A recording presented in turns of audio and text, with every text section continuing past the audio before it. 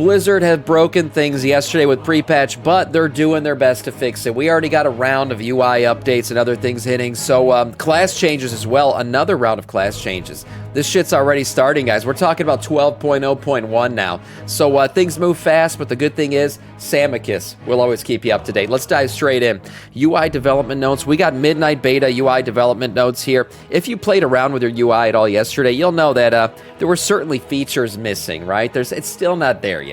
But I'm going to continue to raw dog this expansion and everything going forward without playing with add-ons. Okay, no add-ons. I'm going add-on free.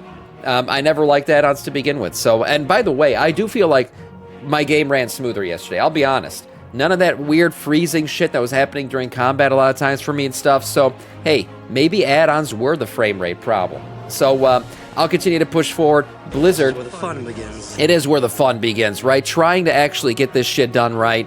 And Blizzard trying to get their UI set up in a way where you just don't need add-ons. So they're continuing to do that and make the changes they need to do. For audio, text-to-speech, they have new combat audio alert options that are being added. For format, voice, min duration, and volume, debuff self-alerts will also be announceable. Look, the alerts for yesterday, they're okay. I kind of want some more creativity with those. The voices and stuff, we just have like the standard Microsoft robot voice right now. So, yeah, new voices would be cool. And call-outs for taunting. Blizzard, I need it. I'm just saying, I'm not rating yet, but just having that taunt call-out, yeah, maybe it's cheating, I don't know, but it is good to know. Obviously, I can just learn the fight and understand that when something hits, I got to taunt. I can always do that, too. But just having the taunt call-out, you know, it stops me from just, you know, my mind wandering in the middle of a fight and I forget to taunt. Transmogs. Added the ability to use arrow keys to navigate through your appearance items. We have a little bit more to talk about with Transmog here in a second. There's some other changes going into effect. Did Sam get 3K before pre-patch? I decided not to, for the sake of just remaining a man of the people. I didn't want to elevate myself too much there, Silicone, but I almost did. For nameplates, they fixed an issue where raid marker icons were not showing in a friendly player nameplates. For background colors on raid frames, you can now customize in a color picker. This can be found in the options and gameplay interface, raid frames, background color. And then for boss abilities, you can now have an edit mode option to display as a timer bar rather than a timeline. Okay, so there you go. Displaying the abilities coming next in a different way. And then boss abilities and boss warnings now have an edit mode option to anchor tooltips to the cursor's location. That's a pretty cool one, too. So again, Blizzard will continue to iterate on these UI updates. It's obviously out of the box. It was never going to be perfect, but it's going to continue to, I think, advance in a way where eventually it will start to feel like, hey, I really don't need any add-ons. I can play it with the shit that Blizzard gave me. So we'll keep, reporting on these as they come out. As for Transmog, Blizzard released a lengthy blue post kind of talking about Transmog and how they feel like they made a mistake. And that mistake was making you pay for your first Transmog. If you guys logged in after the patch went live, you would have noticed that your Transmog was completely removed, right? You were just bare bones wearing the gear that you got. We all look like the clown boys from Vanilla WoW again. And to apply your Transmog once again, you had to pay some gold. And Blizzard realized, yeah, that was kind of messed up because you already had that Transmog set up before this system went into effect, and we're making you pay to reapply the same Transmog. So, as a token of good fortune, or goodwill, I should say, Blizzard said in the 12.0.1 update for the launch of Midnight, all player characters will be granted one free Transmog. This will be automatically applied to the next outfit you create for each character. We apologize for the inconvenience of the first Transmog costs. So there you go. When Midnight goes live, everyone's going to get a free Transmog. So if you really wanted to get that Chain Keeney Transmog going, but you don't want to pay for it, you'll be able to do it for free once Midnight launches. A nice little touch there, Blizzard understanding, yeah, it wasn't the best move to make you pay for something you'd already paid for. But there you go. Razor. Doing a little mount giveaway for all you mount collectors out there. This is, you don't have to purchase any Razor shit. We've seen before where Razor did the Coral Stalker Wave Array. This thing was previously only available if you purchased certain Razor items.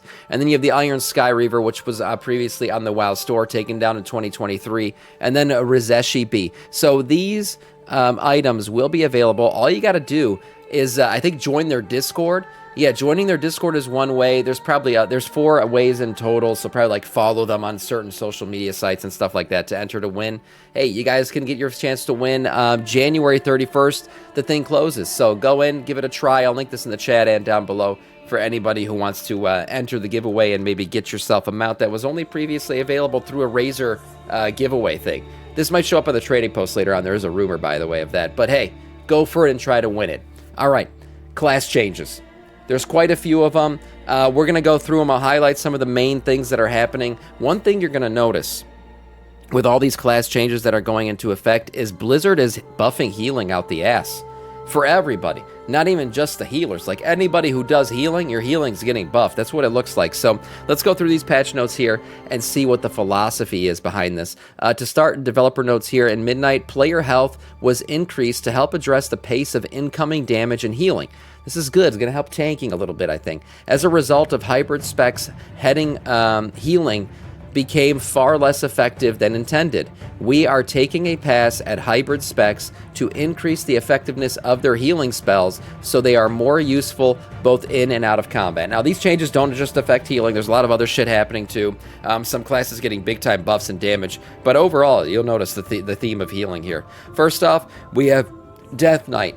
So a little bit of a change here with this Frost Knight shit. But Unholy getting virulent plague damage increased by 50%, and Necromancer's Cunning explosion damage increased by 100%. So a little bit of a buff there for Unholy. Demon Hunter, Devour, people saying it's not hitting that hard. Is that true? You guys tried Devour yet? I haven't actually gone in and made a Devour Demon Hunter just yet, but people were saying it was kind of hitting like a limp dick noodle. I haven't seen the numbers yet. I haven't run with one yet either. I haven't seen one in games, so I don't know if that's true or not, but I'm expecting these guys to eventually be meta. I feel like Blizzard's just going to continue to buff them. But anyways, their notes are about Collapsing Star and kind of the punishment of casting Collapsing Star, and then the group moves on and you don't get to really do your cast properly. Well, Blizzard's going to change that, so now that you don't use the resources unless you kind of complete the cast. That's what all this blue post shit is about. Now, they did change it in a way where the cooldown, there's a cooldown now on Collapsing Star that'll trigger once you start the cast, so you still got to be careful of when you start it. But using the resource management shit side of it will only happen if you complete the cast, so no longer will it happen where you start it, everybody moves on to the next mob, and then you completely fucked yourself out of the resources. Very weak. Okay, yeah, I didn't realize that. People are saying, yeah, it's not hitting as hard as they thought it would. That's just life of a caster in generally. That's true, honestly. When I read that, I was like, yeah, that sounds like a normal caster issue. You know, you start casting something and you get fucked out of it. But the resource management side of it, like you're casting a Pyroblast or something, the resource side of it, you're not losing much if you don't complete the cast. Here, I guess you were losing everything if you started the cast. So that's a nice change for you guys. For Druids, Keeper of the Grove, we see just a few changes with some issues with durability and Sylvian's Beckoning.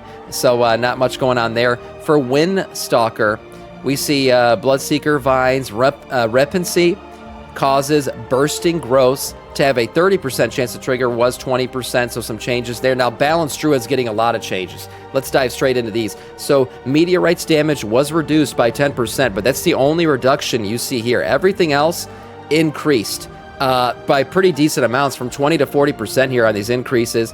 We see Power of Goldrin, Denizens of the Dream, Solar Bolt, Lunar Bolt, Wrath damage, Starfire. All ability damage across the board increased by 6% as well. Wild Growth healing increased and Rejuvenation increased. So Balance going to be doing much better now, I guess, after these changes. For Feral, we also see increases across the board. An 8% increase in all damage. Cat Swipe damage increased by 20%. Wild Growth damage increased by 100%. And Rejuvenation healing increased by 100%. So again, you're noticing the healing spells, even of non-healers, getting some really nice buffs here. So everyone's going to be able to heal just a little bit more. For Augmentation Evoker and Devastation Evoker, we're also seeing changes here. Again, healing for both of these increased by 50%. Verdant Embrace and Emerald Blossom getting nice buffs to their healing there. And then Panacea Healing also increased for all across the board by 60%. Again, just big increases in healing here. For Hunter, we got Bestiality, Beast Mastery.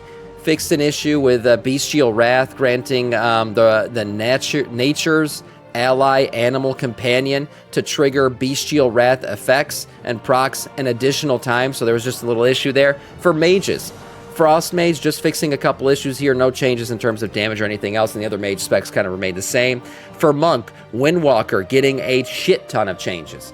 Okay, so Fists of Fury, damage decreased by 10%. So you're going to be fisting not quite as hard as you previously were, but all the other damage and healing increased. We're talking Rising Sun Kick increased, Spinning Crane Kick, Jade Fire Stomp, Flurry of the Zen, Airborne Rhythm, Rushing Wind Kick, Sunfire Spiral, Universal Energy. More of these. Well, Jesus, man. Communion with the Wind. A little update here. And then, so here's the healing. Vivify Healing increased by 100%. Expel Harm Healing increased by 30%. And Vivify Healing in PvP reduced there. But again, healing getting buffed. It's good to see. I want healing to be buffed. I don't want to deal with my fucking health as a tank flying all over the place. Give me some good healing. By the way, can we buff Blood Decay healing just a little bit more? I don't know, it's pretty good right now, but just give it, hey, you can always buff it more. Again, nothing for Blood Decay. Time to look around. No, we'll get our time. Don't worry about it. We'll get our time. You've time plus 43 key. I'll do a plus 43 key. Sure, why not? Give myself a little bit of a challenge. For Paladin, we see Holy. Obviously, the thing is getting buffed. Okay, so Holy Light getting buffed by 25%. A few other changes here in terms of cooldown and all that other shit, but mainly you're getting buffed. Retribution, Flash of Light healing increased by 85%. Ward of Glory healing increased by 100%, and then a few issues fixed as well. Priest, we see Discipline Priest, Atonement heals, 45% of damage done. That was 50, so a little bit of a nerf there. But then we see everything else increase. Shadow Fiend chance increased by 100%, and Shadow Mend healing increased by 45%, and then a few bug fixes for them. Shadow Priest Flash healing increased by 70%, and Power Ward Absorption increased by 50%. So more happening there. For Rogue, you're going to see some major buffs here. I guess some of the Rogue specs weren't doing too well. You guys are getting some big damage buffs. For Assas, under Fatebound, your Fated Coin damage has been increased by 10%, and then Assassination, also all damage increased by 10% across the board. So that's a nice one for you guys. Outlaw Rogue, all damage increased by 15% across the board. So nice buffs there for Assas and Outlaw Rogues. For Elemental Shaman, Healing Surge increased by 130%. Healing Stream Totem increased by 50%. Earth Shield healing increased by 50%. Enhancement, Healing Surge increased by 130% as well. Healing Stream 50% as well, and Earth Shield 50% as well. So nice little buffs for you guys. Warlock, Affliction, Demonology, and Destruction, kind of getting some little talent reimbursement shit going on. A little bit of fixes here. Nothing too crazy happening. And then finally, we got Warrior. That's right. The hero talent Colossus, demolish damage increased by 33%. Arms Warrior, seeing a few changes here or there, nothing too crazy. Battle Lord now also reduces the rage cost of your next heroic strike by 33%. A little bit of a change there, some Apex talent adjustments. And then Furry Warriors, their 4-set bonus for Midnight has been adjusted a little bit to a Odin's Fury cooldown of 2.5 seconds was 1 second. Besides that, not much else going on, guys. Class changes will continue to happen. UI changes will continue to happen. And the only way to continue to keep up with it is watching a little bit of Samiccus. That's right. For now, that is all in terms of news.